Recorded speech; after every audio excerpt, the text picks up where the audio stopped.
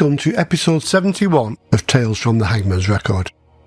All the stories featured in these videos are taken from cases in my 3-volume series of books, The Hangman's Record 1868 to 1964. Copies of these and many of my other titles are available from my website, stevefielding.com. Please like and subscribe to the channel if you enjoy this presentation. Donations to help with the running costs are much appreciated and can be made by clicking thanks or the link paypal.me/thehangmansrecord. Comments on whether you believe justice was done and suggestions for further episodes in this series and on my other channel, Crime Casebook, are always welcome.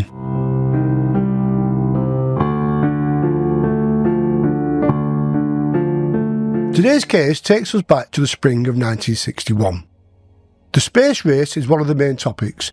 In April, Soviet cosmonaut Yuri Gagarin becomes the first man to enter outer space, followed a month later by American Alan Shepard. And later that month, the recently sworn-in President John F. Kennedy states that America intends to put a man on the moon before the end of the decade. The trial of Nazi war criminal Adolf Eichmann begins in April, while in London, Russian spy George Blake is sentenced to 42 years in prison. That summer would see the birth of Princess Diana Spencer in July, Barack Obama on the 4th of August, and yours truly 2 days later. In Liverpool, the Beatles make their first appearance in the Cavern Club, while the music charts are dominated by American acts like Elvis Presley, Del Shannon and the Everly Brothers. And in a quiet corner of southern England, a brutal double murder is to lead a former German prisoner of war to a date with the Hangman.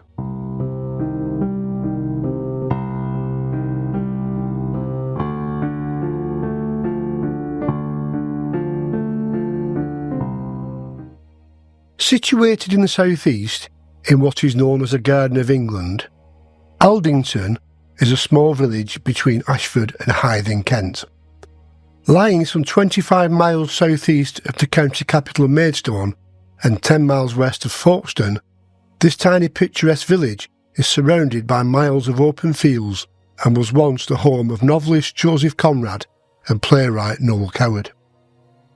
At 8 o'clock on the morning of Saturday, the 13th of May 1961, milkman David Pilcher was making his usual deliveries in and around Aldington. With a population of less than 900, Pilcher knew most of the customers on his round well, and amongst them were a couple who lived in a bungalow named the Pantiles on Frith Road. He parked his milk float and made his way up the path with their usual order of 2 pints of milk. Reaching the front porch, he was horrified to find the battered body of the woman he knew as Mrs. Buxton. She was lying at the top of the path, across the porch, wearing only a pink nightdress and a cardigan, and with one breast exposed.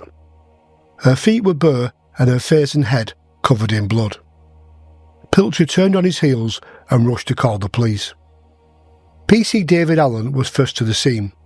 He quickly established that the woman was dead and could see this was almost certainly a case of murder. A short distance from the body was the broken front of a double-barrelled shotgun. PC Allen entered the bungalow, where he found the couple's little white dog, Snowy, cowering in a wardrobe. In the scullery lay the body of Hubert Buxton, lying on his back, partly dressed. He had been shot in the head. The light in the scullery was still burning, water was running from a tap into the sink, and the window was broken with glass on the inside. PC Allen immediately alerted the local station and was soon joined at the scene by Detective Chief Superintendent James Jenner, head of Kent CID, who was to head up the investigation. The victims were quickly identified as the tenants of the bungalow, Hubert Roderick Twells Buxton, a 35-year-old gardener, and attractive petite dark-haired 38-year-old Alice Buxton, whose real name was Bateman. Later that day, Home Office pathologist Professor Francis Camps conducted a post-mortem and noted that Buxton had died from shock and hemorrhaging, and the woman from bruising of the brain and left lung and a fractured skull and fractured ribs. From the position of Alice's body and the disarrangement of her clothing, it was thought at first she may have been the victim of a sexual assault, but Camps found that this was not to be the case. Superintendent Jenner reasoned the killer could have been an intruder who had shot Buxton and then killed Alice as she tried to run for help, or was perhaps a jealous lover. Tasked with investigating what early inquiries suggested was going to be a tricky double murder, on the following day Jenna asked for the help of Scotland Yard and was soon joined by Detective Chief Superintendent John de Rose and Detective Sergeant Roy Habersham. Together the detectives built up a timetable of the events leading up to the discovery of the bodies. On the Friday morning, the local postman had delivered a registered letter to the bungalow. It was addressed to Alice Buxton and was accepted and signed for by Hubert Buxton, who had appeared at the window wearing only his singlet and pants. Buxton started work at 8 o'clock, and Alice was found to have caught, as usual, the 9:50 bus for Hythe. Buxton's employer, Miss Gladys de Pomroy, saw him at work at 8 o'clock in the evening, and she was the last person to see him alive. Alice was found to have worked until 3:30 in the afternoon and then boarded her homeward bus at 4:10. The bus driver saw her alight outside the bungalow at 4:50, and so far as detectives could ascertain, she was not seen alive again. Just after 9:15 that evening, a farmer driving along Frith Road noticed a vehicle parked half on the grass verge, about 150 yards from the Pantal bungalow. He thought it was either a Hillman Husky or a Commer Cob, and it was two-tone coloured and was empty. Later that night, shortly before 11 o'clock, another farmer saw a man who was cycling on the wrong side of Frith Road turn into the entrance leading to Pantal House. The only house in that road, which towards its end became an overgrown track, was occupied by Mr. Pomroy, and she told detectives she had not received a call from anyone at that hour. Inquiries established that at least 5 people had probably heard sounds of the murder being committed, but most attributed to the sounds in the night to the usual countryside noises. But it was clear detectives needed to track down the mystery cyclist.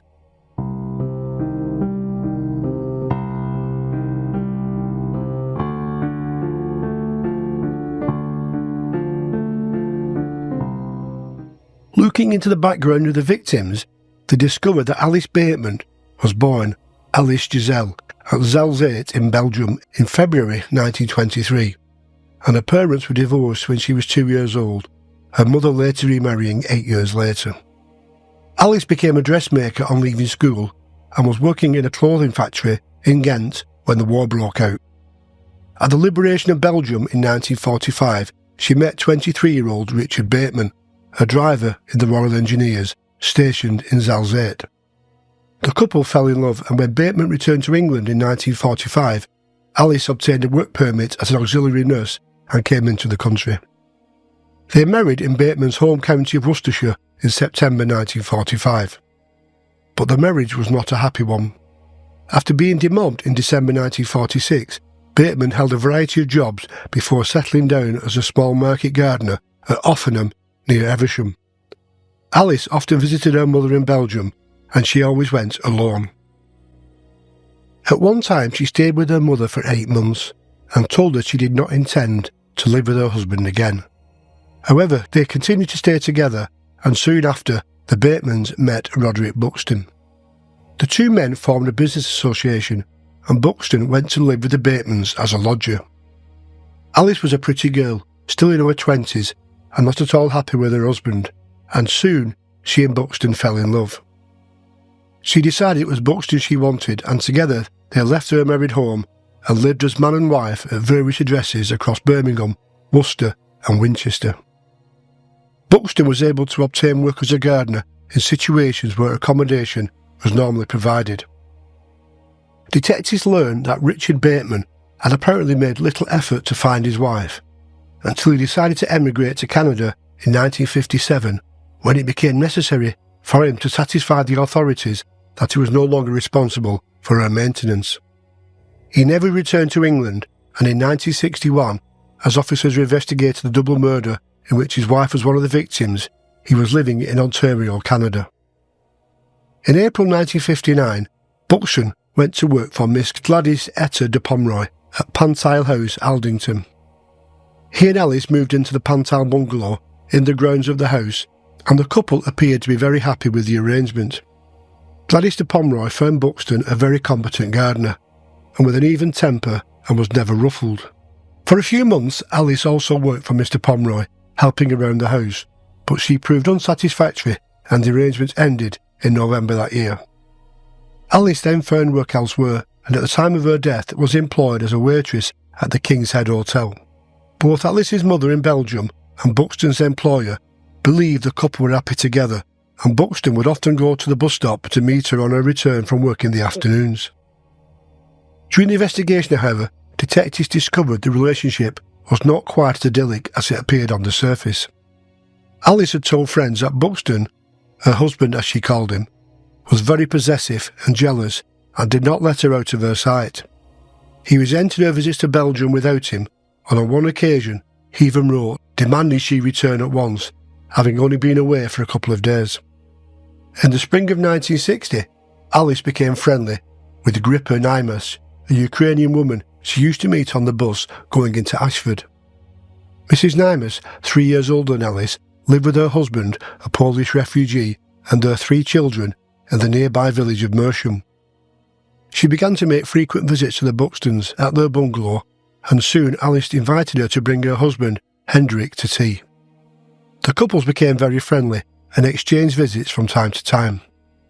It seemed the Niemashes, probably because of language difficulties, knew just a few people in the village, and found a mutual comradeship with a fellow refugee Alice, who they asked to be the godmother to their youngest child. Hendryk and Hendryk Niemasz had both experienced great suffering and unhappiness. When Poland was occupied by the Germans in 1939, Hendryk, at just 19, was living in the town of Tobolki, where they rounded up every man and woman between the age of 16 and 60 and transported them to slave labour camps in Germany. Those who protested were shot dead. She was one of hundreds herded into cattle trucks and put to work on a farm near Brunswick. Here she met Hendryk Niemasz, 8 years her senior, when they were both working in a sugar factory. Well-built and good-looking, he was born in Krakow, Poland in April 1912, the son of a taxi-cab driver. In 1939, he had been drafted into the Polish cavalry, where he was captured following a battle to halt the German tanks. After 3 years as a German prisoner of war, he escaped. The Germans caught up with him again, and this time he was sent to the notorious Dachau concentration camp. Here, Niemasz was so horribly tortured that he could never bring himself to speak of his experiences. He came to Britain in October 1947 and was joined 2 years later by Hendryk and their 3-year-old son John. They married in Hastings in August 1949. Niemasz initially worked as an agricultural labourer, and by 1954 he took out a £1,000 loan towards the purchase of a small holding and a cottage in a village close to Ashford. After 2 years' hard work, he was able to sell the property at a profit and repay the debt. He then bought a house and small holding named Delta in Meersham, but this business was less successful and he had to take other employment to help pay his way. At the time of the murders, he was working for a firm of bridging engineers on the construction of the new Medway Bridge at Borstal near Rochester. Because of the distance from Meersham, he lodged in Gillingham during the week, going home at weekends in his cream and blue Hillman Husky.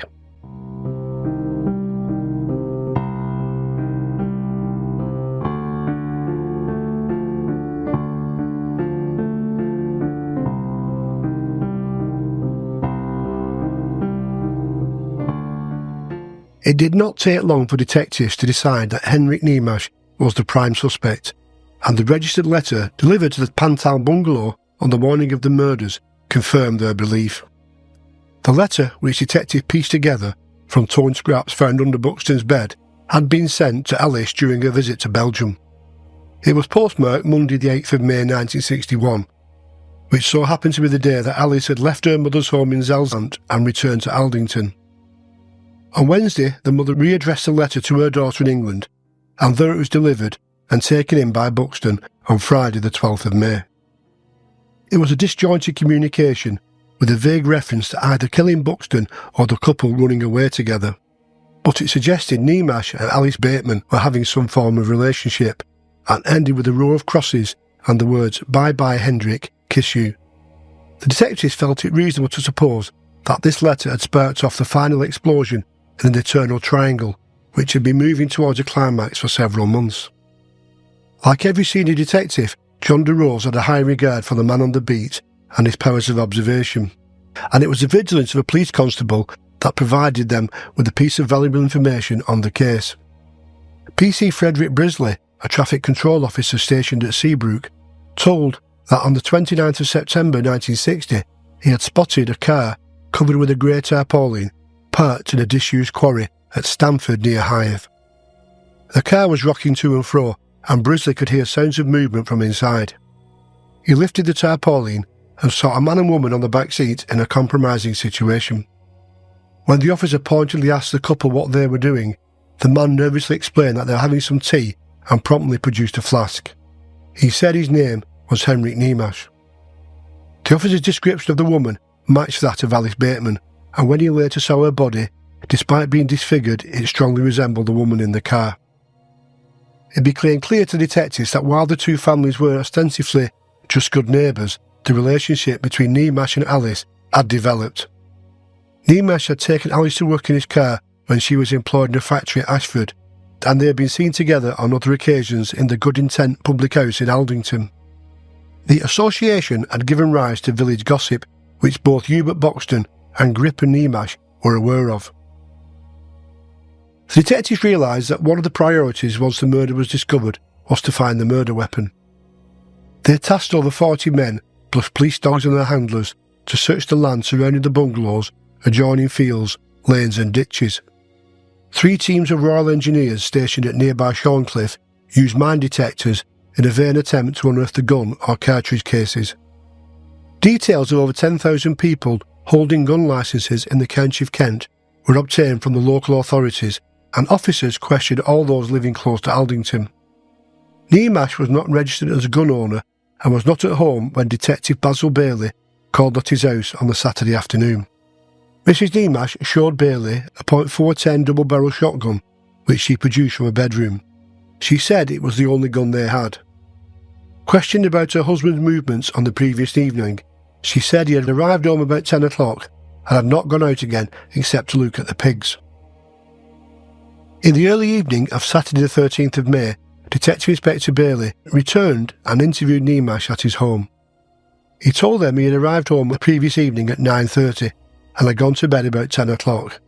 He said he had not gone out again, emphasising that he was home between 11 and 11:30. He claimed he was unaware of the murders at the Pantal bungalow until his wife had told him of them just before the officers arrived. Questioned about his association with Alice, he replied, "Just friends. I am Mrs. I no want Alice or other woman." He admitted he had written to her in Belgium because she had asked him to meet him at the boat when she arrived back at Dover, and he wanted to know the time of her arrival. Bailey asked him why he put kisses at the end of the letter, and he answered simply, "Mrs. put kisses, Alice put kisses, I put kisses."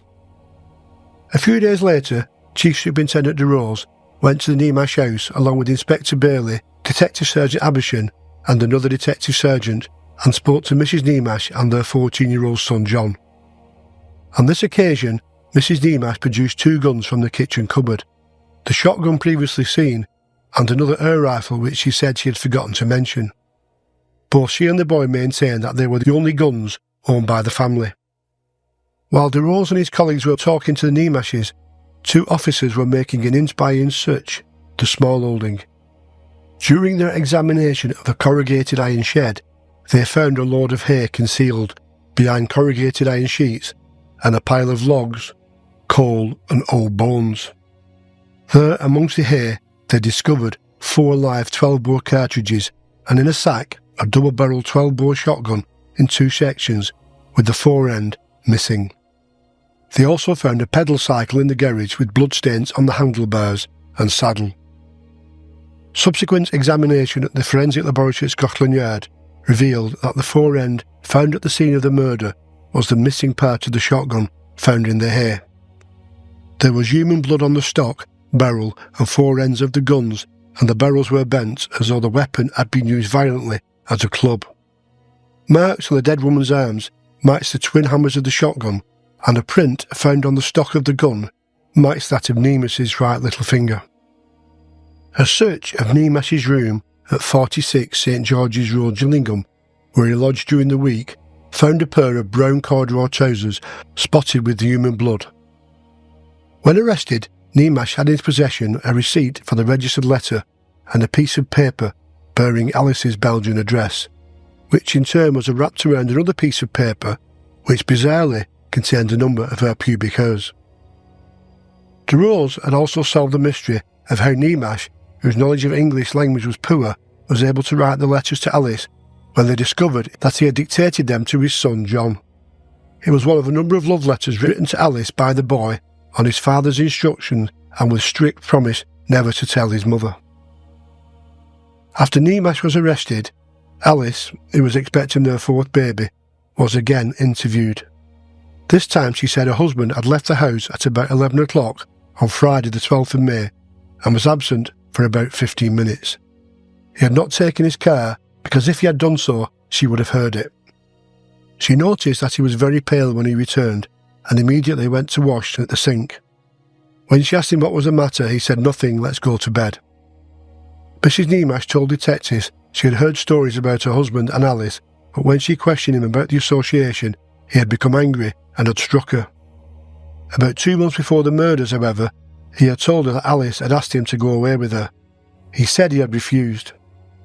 Alice, according to a story Niemasz told his wife, had said she would go to the police and say that Niemasz had threatened to kill Buxton. Alice had told Niemasz that the police would believe her because Buxton was English and that they would lock up Niemasz, who was worried about the threats. At Ashford Police Station on Wednesday the 17th of May 1961, Superintendent De Rose told Hendryk Niemasz that he would be charged with the double murders of Hubert Buxton and Alice Bateman.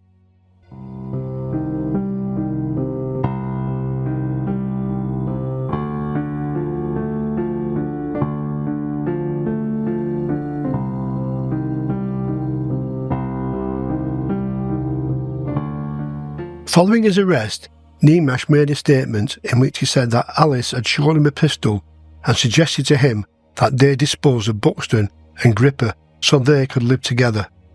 He denied killing either Buxton or Alice and said that he had paid a man named George the sum of £60 to get rid of Alice and had pointed out the bungalow to him. He added that he was not angry with Buxton, only with Alice.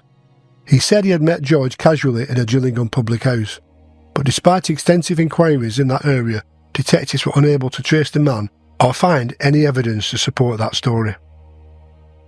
Detectives suspected Niemasz had first called at the bungalow when he was on his way home from work in the car, and presumably, as a result of the registered letter delivered that morning, had received a stormy reception. He did not stay long because he was home by 10:15, about an hour after his Hillman Husky had been seen parked up near the bungalow. 11 o'clock he had left home on the bicycle and returned to the bungalow and killed Buxton and Mrs. Bateman within 7 minutes. He had shot Buxton through the scullery window. They believe that Alice was getting ready for bed and, running into the scullery and seeing Buxton lying in a pool of blood, had become hysterical and had dashed out of the front door.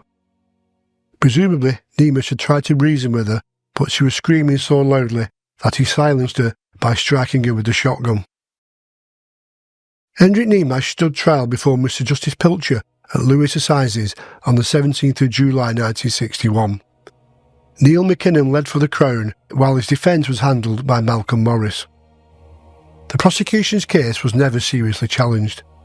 Speaking through an interpreter, Niemasz stuck to his story that George had offered to help him get rid of Alice and that he had paid him £60 for this to be done. After a 4-day trial, the jury took just 75 minutes to find him guilty of the capital murder of Hubert Buxton and the non-capital murder of Alice Bateman. A female Polish interpreter asked Niemasz if he had anything to say as why he should not be sentenced to death. Her voice broke as she told the judge, "He does not understand why he is sentenced to death. He asks why is he accused and if you want to kill him." His appeal against conviction was heard before Mr. Justices Glyn Jones, Howard and McGaw and dismissed on the 15th of August. On the 6th of September, the governor at Wandsworth informed Niemasz that there would be no reprieve. On Friday the 8th of September 1961, Hendryk Niemasz was hanged by Harry Allen and Samuel Plant. Weighing 195 pounds, he was given a drop of 6'2". The LPC4 form described him as stocky and records that there was a grooving of the rope across the Adam's apple just below the hairline. Although the gallows on E-Wing at Wandsworth was to remain oiled and ready for use until it was dismantled in the 1990s, Hendryk Niemasz became the last of 134 men and one woman hanged at Wandsworth Jail, and the last man to be hanged in London.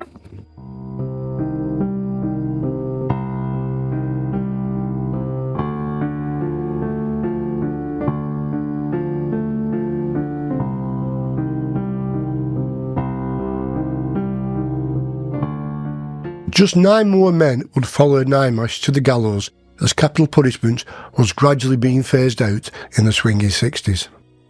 There is no doubt he was guilty of the brutal murder which the Kent detectives and their Scotland Yard associates had wrapped up in less than a week. And with the usual swift justice in the last century, just 107 days after he committed the capital offence, he made that final short walk to the gallows. You'll be watching another episode of Tales from the Hangman's Record. Until the next time, thank you and goodbye.